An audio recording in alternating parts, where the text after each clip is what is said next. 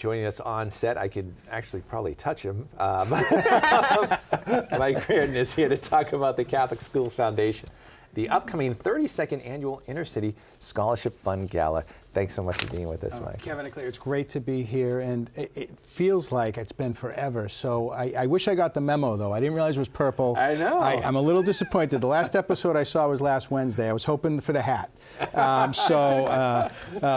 it's good to celebrate, right? Yeah. And so on April 7th, we're going to be back live, first time in 3 years. And we're going to hopefully have 1,000 people. And what we're going to be celebrating is the kids in the work of Catholic education, which very similar to Catholic TV. What we saw during COVID was that the impact in the work of Catholic education, just like Catholic TV, was more important than ever.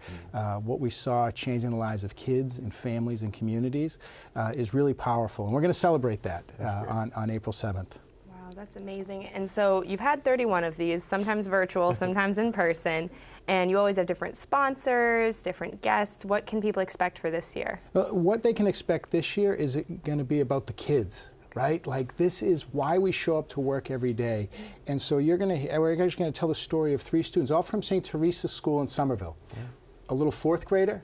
You're going to see a kid who went to St. Teresa's at Malden Catholic High School, and one who graduated, who's now a researcher at the Dana-Farber Cancer Institute, all who benefited from Catholic education, all who were only able to attend that because of a scholarship provided by the Catholic Schools Foundation. And then the other thing you're going to hear is, we used to hear it be called the Inner-City Scholarship Fund. And we changed it, and we're now the Building Minds Scholarship Fund, because what it needs to be about is not about where someone came from, but where they're going to, and you're going to see that potential that night. Maybe if you could build on this, Michael, too, as you mentioned the speakers, but maybe as a wide-ranging beneficiaries of the scholarship fund, too. Talk to us a little bit about that. Where are some of these funds going to? Sure. So 4,000 students each year receive direct scholarship support that they would not otherwise be able to attend a Catholic school without. And so these are kids all the way from Lawrence down to Brockton, out in Framingham, and in the city of Boston. And I think one of the challenges is these families during COVID, it was, hey, we're all in it together. Not if you were low income. If you're working an hourly job, if you have to be there and you're worried about rent and food, Catholic schools provided extraordinary stability and care for these children that positioned them well for the future. And it reminded them that in this time of desperation, that they were known and loved by God, that they were called to greatness, and that, hey, these times are tough. But, you know, I'm looking over your shoulder, Claire, and there's a picture of the crucifix, right? You know what? Through suffering comes goodness. Through Lent comes Easter, and there's hope. And I think what we're going to see and what these kids see every day is there's hope and promise in them. And it's made possible because of the thousands of donors who care about them, even though they didn't meet them, because they know Catholic education works. I really appreciate that. There's a lot of, beauty and truth and humility in acknowledging that the pandemic hit people into different degrees. So I really appreciate that. And I understand you're giving out an award at this event to Sister Janet. We are. So Sister Janet Eisner, who's just a legend, the longest serving female college president. And it's Sister Janet quietly has done more for Catholic education than many people through her work at Emmanuel. And then as a sister of Notre Dame de Mur.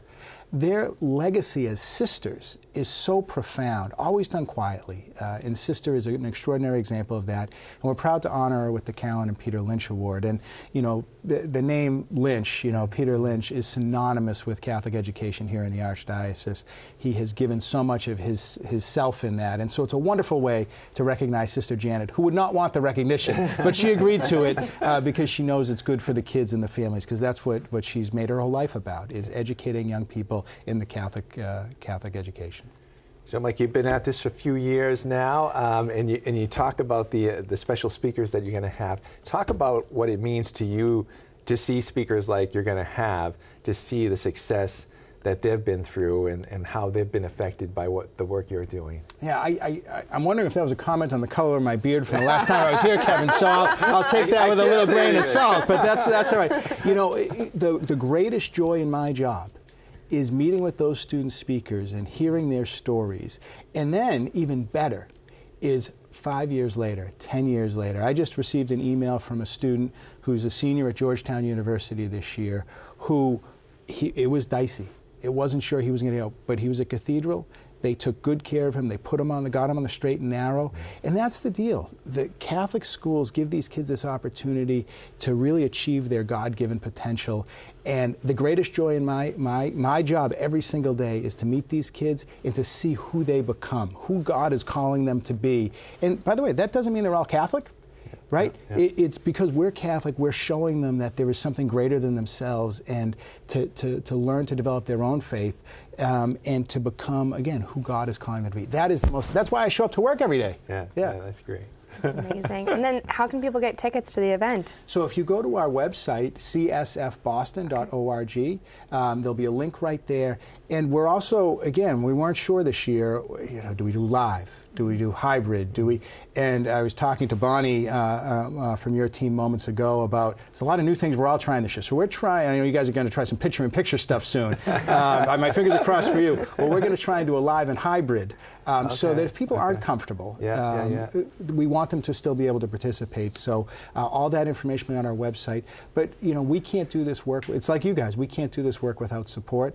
And, like Richard and Nancy, who are celebrating their 50th, we want to celebrate our 50th in 18 years, and we need help to do it. So any support, and we appreciate the support of Catholic Television. You guys are great partners and friends to us. Well, thank you, Mike, and thanks for coming in again. We always appreciate talking to you. And if people want to find out, not only get the tickets, but also find out about the great work you're doing, where would they go for that? It would go to www.csfboston.org. Again, csfboston.org. That's the best way to find the information. And learn all about the kids. Yeah. That's why we show up in the extraordinary work, particularly during COVID, and now during these challenging times with inflation and what's going on in Ukraine and the world. Catholic education is more important than ever. So the support is desperately needed, and we're grateful for it. Amen. Amen. Great job, Mike. Thank you so much.